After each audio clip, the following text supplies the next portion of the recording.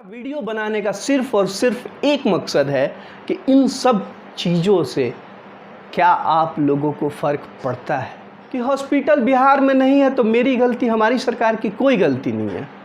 ये गलती तो लालू यादव की है क्योंकि उन्होंने अपने रीजन में तो हॉस्पिटल बनवाए ही नहीं। लालू यादव ने क्या किया ये तो आपने बच्चे बच्चे को बता दिया, पता नहीं जो जन्मा नहीं होगा उसको भी आप बता देंगे ऐसी कोई सुविधा आ जाएगी तो। लेकिन क्या आपने ये बताने की कोशिश की कि आपने क्या किया? एक बात मेरी याद रखिएगा कि समाज को बदलने के लिए ऑप्शन मिलता नहीं है, ऑप्शन बनाना पड़ता है। माफ़ कीजिएगा, बहुत दिनों बाद आप लोगों के समक्ष आ रहा हूँ। कुछ हालात ही ऐसे चल रहे हैं बट अभी सब ठीक है। चलिए आज का वीडियो शुरू करते हैं। बहुत पहले शिकागो में स्वामी विवेकानंद ने कहा था कि जो हम देखते हैं और जो हम सुनते हैं उसी तरह का हमारे व्यक्तित्व का निर्माण होता है और हम उसी तरह के समाज का भी निर्माण करते हैं और हमारी आने वाली नस्लें भी उसी तरह की होती हैं।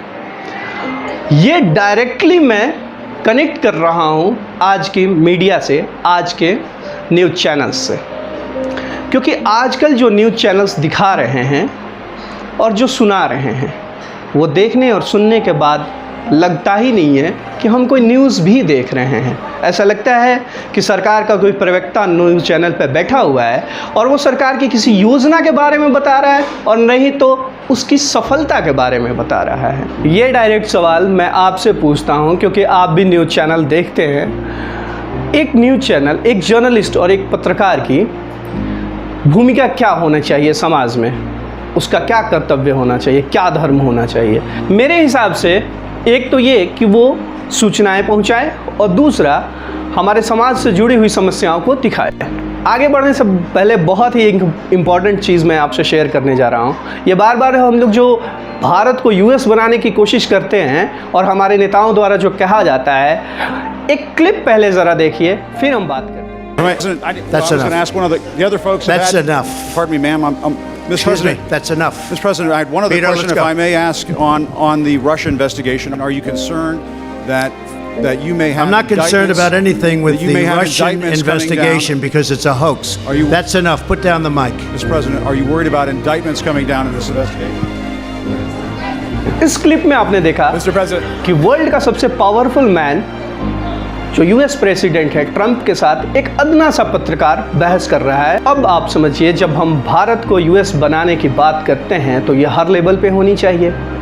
क्या भारत में पत्रकारों को इतनी आज़ादी मिली है कि वो सरकार से डायरेक्ट सवाल कर सके किसी भी प्लेटफॉर्म पे और वो ये कह सके कि फलाना XYZ sir you are wrong, you are telling लाई?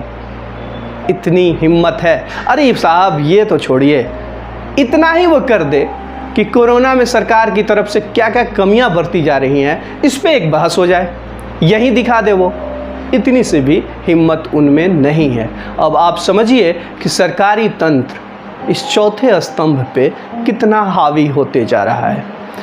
और ये पता है आपको इसका दुष्परिणाम क्या होगा कि आने वाले दिनों में हमारे समाज का ढांचा बिगड़ जाएगा और हमारी नस्लें फिर किस तरह की समाज में रहेंगी ये आप कल्पना कर सकते हैं। तो मैं बार बार एक रिक्वेस्ट करता हूं, मैं आप लोगों से बोलता हूं कि सवाल ज़रूर पूछिए, क्योंकि सवाल पूछने से सामने वाले की जिम्मेदारी तय होती है। अब आते हैं बिहार पे। बिहार की बात करें तो बिहारी होना बहुत ही शान की बात है और मैं खुद भी बिहारी हूँ तो मुझे बहुत ही शान है, गर्व है कि मैं बिहारी हूँ। लेकिन कहीं कहीं ये शान थोड़ा सा कम पड़ जाता है। वजह तो आप देख ही रहे हैं, जान ही रहे होंगे। लोगों को पलायन करना पड़ता है, यहाँ पे जॉब नहीं है, बेसिक बुनियादी चीज़ें नहीं हैं, तो शर्म तो थोड़ी आनी भी चाहिए। अभी मुझे पता चला कल कि ये जो कोरोना में बिहार के अंदर जो अव्यवस्था फैली है, हॉस्पिटल में रुई और सुई के अलावा कुछ नहीं है, तो ये पता है आपको कि किसकी जिम्मेदारी है और किसकी गलती है? हमारे उप मुख्यमंत्री साहब ट्वीट करते हैं और ट्वीट में वो कहते हैं कि हॉस्पिटल बिहार में नहीं है तो मेरी गलती, हमारी सरकार की कोई गलती नहीं है। ये गलती तो लालू यादव की है क्योंकि उन्होंने अपने रीजन में तो हॉस्पिटल बनवाए ही नहीं। क्या बात है। हर बात पे ये जो मंत्री लोग ट्वीट करते हैं और बार बार ये जताने की कोशिश करते हैं कि लालू यादव के 15 साल में क्या हुआ। मैं भी एक सवाल पूछना सकता हूँ आप लोगों से। लालू यादव ने क्या किया ये तो आपने बच्चे बच्चे को बता दिया। पता नहीं जो जन्मा नहीं होगा उसको भी आप बता देंगे, ऐसी कोई सुविधा आ जाएगी तो। लेकिन क्या आपने ये बताने की कोशिश की कि आपने क्या किया? मैं बताता हूँ आपने क्या किया। 263 करोड़ की लागत से बना हुआ पुल, जिसको बनाने में हमारे विकास पुरुष को 8 साल के अथक मेहनत लगता है, 29 दिन में बह जाता है। ये आपने बताया। ये जो तस्वीर आ रही है आपके स्क्रीन पे, ये जिला सुपौल के कोरोना केयर सेंटर की है। डॉक्टर साहब बड़े शान से ठेले पे बैठ के कोरोना केयर सेंटर जा रहे हैं, क्योंकि ये एरिया पूरा लबालब पानी से भरा हुआ है। लेकिन ऐसा नहीं है। विकास पुरुष ने अपने विकास से इस एरिया को लबालब भर दिया है ताकि कोई पैदल नहीं चल सके। अब जब विकास होता है तो इंसान पैदल नहीं चलता है, तो गाड़ी ने सही डॉक्टर साहब को ठेला अवेलेबल करवा दिया गया है। लेकिन सोचिएगा कि इस कोरोना केयर सेंटर में जाता कौन होगा, क्योंकि पूरा सेंटर तो पानी में डूबा हुआ है। क्यों मंगल पांडे साहब, ठीक कहा ना? लेकिन आपके लिए ये कोई मुद्दा थोड़े है। मुद्दा तो चुनाव है। तो आप चुनाव में वीडियो कॉन्फ्रेंसिंग में बिजी होंगे, चुनाव की तैयारियों में। चलिए अब दूसरी तस्वीर लेते हैं। दूसरी तस्वीर है बाढ़ के रेलवे स्टेशन की। बाढ़ के रेलवे स्टेशन पे 8 जुलाई को एक लड़की पाई जाती है। उसको पीएमसीएच में लाकर एडमिट किया जाता है। पीएमसीएच में एडमिट करने के बाद उसी रात को, 8 जुलाई की ही रात को, उस लड़की का रेप कर दिया जाता है, वो भी वहाँ के सिक्योरिटी गार्ड के द्वारा। क्यों मंगल पांडे साहब, ठीक कहा ना? लेकिन ये कोई मुद्दा थोड़े ना है। मुद्दा तो चुनाव है। वैसे भी बिहार में बहार है, काहे कि नीतीश कुमार है। आते हैं तीसरी तस्वीर पे। तीसरी तस्वीर जो आप देख रहे हैं ये है एनएमसीएच की। बेड पानी में डूब रहे हैं, लेकिन किसी को फ़र्क पड़ता है क्या? पेशेंट खुद से अपना ऑक्सीजन ले रहे हैं, खुद से इंजेक्शन लगा रहे हैं। ऐसा विकास किया है कि हर आदमी यहाँ का डॉक्टर हो गया। हर आदमी अपना इलाज खुद ही कर रहा है। क्यों मंगल पांडे साहब, कभी आपने एनएमसीएच का विज़िट किया क्या? कभी आपने जानने की कोशिश की है क्या? लेकिन भाई आप मंत्री बहुत बड़े हैं, बिज़ी होंगे। बिज़ी किस में? चुनाव जो आने वाला है। और वैसे भी ये मुद्दा थोड़े ना है।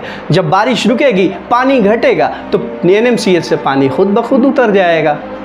मुद्दा तो चुनाव है, क्योंकि बिहार में बहार है, नीतीश कुमार है। ऐसी अनगिनत तस्वीरें को मैं काउंट करवा सकता हूँ, दिखा सकता हूँ। लेकिन मेरा वीडियो बनाने का सिर्फ़ और सिर्फ एक मकसद है कि इन सब चीज़ों से क्या आप लोगों को फ़र्क पड़ता है? क्योंकि ये जो वो सपोर्टर और डिवोटर है ना, वो बार बार आपके सामने आएंगे और बोलेंगे और ऑप्शन ही क्या है। एक बात मेरी याद रखिएगा कि समाज को बदलने के लिए ऑप्शन मिलता नहीं है, ऑप्शन बनाना पड़ता है। तो आने वाला समाज का हम निर्माण कैसा करेंगे, आने वाली सरकार कैसी चाहिए, उसका निर्णय हम ही कर सकते हैं। नहीं तो अगले 5 साल फिर बाढ़ से, चमकी बुखार से आप अपने परिजनों को मरने मारने के लिए तैयार रहिए। और ये एक्चुअली में मर नहीं रहे हैं, इन्हें मारा जा रहा है और इस लाशों पे राजनीति हो रही है। आशा करते हैं कि वीडियो अच्छा लगा होगा और ये भी आशा करते हैं कि कुछ लोगों को अच्छा नहीं लगा होगा। जिन लोगों को अच्छा नहीं लगा माफ़ करेंगे, हो सकता है मेरी राय और आपकी राय मिलती नहीं होगी। लेकिन मैं जब बोलता हूँ, मैं जब वीडियो बनाता हूँ तो मेरी अपनी राय होती है। तो वीडियो ख़त्म करने का वक्त आ गया है। ईश्वर करे कि आप सभी अच्छे रहें, स्वस्थ रहें और कोरोना मुक्त तो बिल्कुल ही रहें। फिर आपसे मुलाकात होगी, तब तक के लिए नमस्कार, बाय बाय, टेक केयर।